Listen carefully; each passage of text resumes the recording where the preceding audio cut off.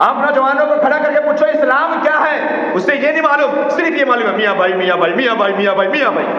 یہ معلوم ہے اس کو واٹ از میاں بھائی۔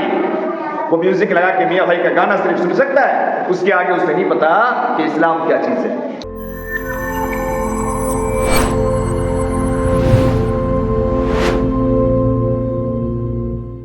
العزت نے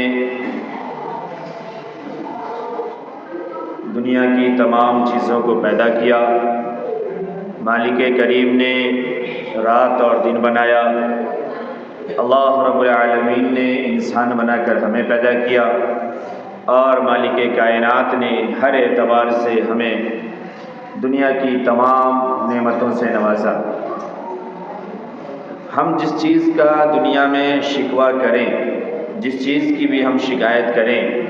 کہ ہمیں یہ چیز نہیں ملی یا ہماری محنت کے اعتبار سے نہیں ملی، یا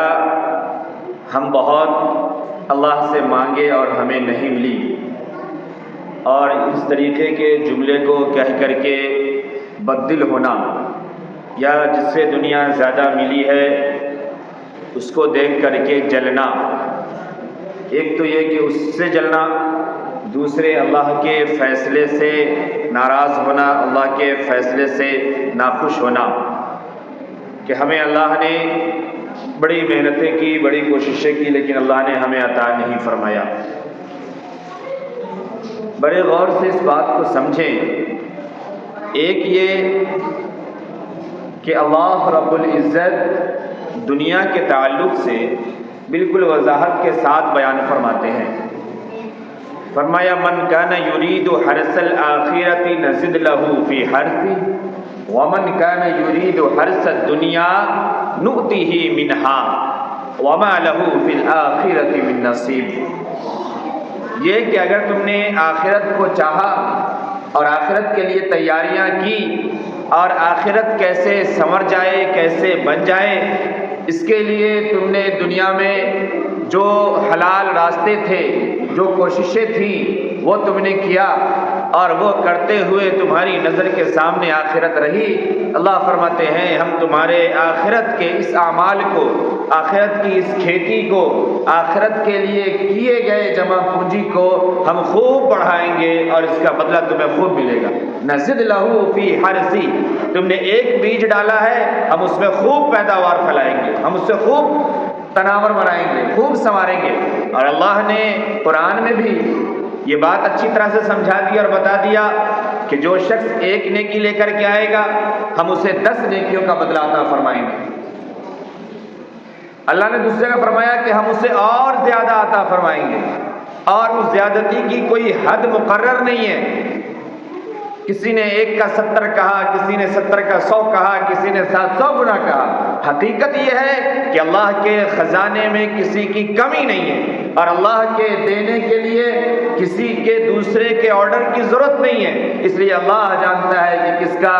اخلاص کتنا ہے، کس کا تقوی کتنا بڑھا ہے، کون ایمان میں کتنا پختہ ہے، کون ہے جس نے اللہ ہی کے لیے خالصتاً کوئی عمل کیا ہے، اللہ اسے بہت بڑھا کے دیں گے۔ لیکن اگر ہم نے دنیا کے لیے صرف کوششیں کی اور صرف دنیا کے پیچھے بھاگتے رہے، اور دنیا کے پانے کے چکر میں، دنیا کے حصول یابی میں ہم نے نہ حلال کو سمجھا، نہ ہم نے حرام کو سمجھا، نہ ہم نے دھوکہ کو سمجھا، نہ جھوٹ کو، نہ مکر و فریب کو، نہ یہ دیکھا کہ یہ راستہ صحیح ہے یا غلط ہے، نہ ہم نے یہ دیکھا کہ یہ مال کس کا ہے، نہ ہم نے یہ غور کیا کہ یہ کسی یتیم کا ہے، کسی غریب کا ہے، کسی بیوہ کا ہے، کسی کمزور کا ہے، یا کسی دوسرے حقوق والے کا ہے۔ ہم سب پہ اپنا قبضہ جماتے رہے اور دنیا بنانے کی کوشش میں لگے رہے۔ اللہ فرماتے ہیں کہ تم یہ سمجھ لو کہ پھر تمہاری دنیا یہ نہیں بن سکتی، نؤتہ منہا، ہو سکتا ہے کہ اس میں سے کچھ تمہیں مل جائے، دنیا میں سے کچھ تمہیں مل جائے۔ اور انسان کی خواہش یہ ہے، انسان کی تمنائیں اور آرزویں یہ ہے کہ اسے چاہے جتنا مل جائے، جتنا بھی وہ حاصل کر لے، وہ اس کے لیے کم ہے، کبھی اس کی خواہشیں پوری نہیں ہوتی۔ بستر پہ سویا ہوا شخص جو ہر صبح و شام اپنی سانسیں گن رہا ہے کہ کب ملک الموت آئے اور روح قبض کر لے، وہ بھی بستر پہ بیٹھا بیٹھا اولادوں کو طریقے بتا رہا ہے اور نصیحتیں کر رہا ہے اور دنیا کے پانے کی کوشش کر رہا ہے، ایسے وقت میں بھی اسے آخرت نظر نہیں آ رہی۔ اللہ نے فرمایا کہ اس میں سے جتنا مقدر ہے نؤتیہ منہا، وہ تمہیں ملے گا۔ اور اس تعلق سے تو بڑی وضاحت کے ساتھ ہے کہ اللہ نے جس کو آپ کے لیے ملنا مقدر کر رکھا ہے وہ یوں بھی مل کے رہے گا۔ آپ حرام کے راستے پہ جائیں نہ جائیں، آپ جھوٹ بولیں نہ بولیں، حرام خوری کریں نہ کریں، آپ کے مقدر کا رزق آپ کو ملے گا، آپ اگر مسبب الاسباب پہ یقین رکھتے ہوئے حلال ذرائع کو اپنائیں گے تو۔ ایک چیز اب ایک بات یہاں پہ سمجھنے کی ہے جو اللہ نے اسی میں آگے بیان فرمایا لیکن ایک بات یہ دھیان رکھنا کہ آخرت کے لیے تو میں یوں کہہ دے رہا ہوں تمہیں کہ آخرت کے لیے تیاری کرو، آخرت کے لیے تم جتنا کرو گے ہم اس کو خوب بڑھا بڑھا کر کے تمہارے لیے تیار کریں گے اور دیں گے، لیکن دنیا میں ایک شرط تو یہ سمجھ لو کہ اس میں سے کچھ تمہیں مل جائے گا، ایک چیز۔ دوسرے یہ کہ اس دنیا کے بنانے کے چکر میں اگر تم نے حلال کو حلال نہیں سمجھا، حرام کو حرام نہیں سمجھا، صحیح کو صحیح اور غلط کو غلط نہیں سمجھا، تو پھر یہ سمجھ لو وَمَا لَهُ فِي الْآخِرَةِ مِن نَصِيبٍ۔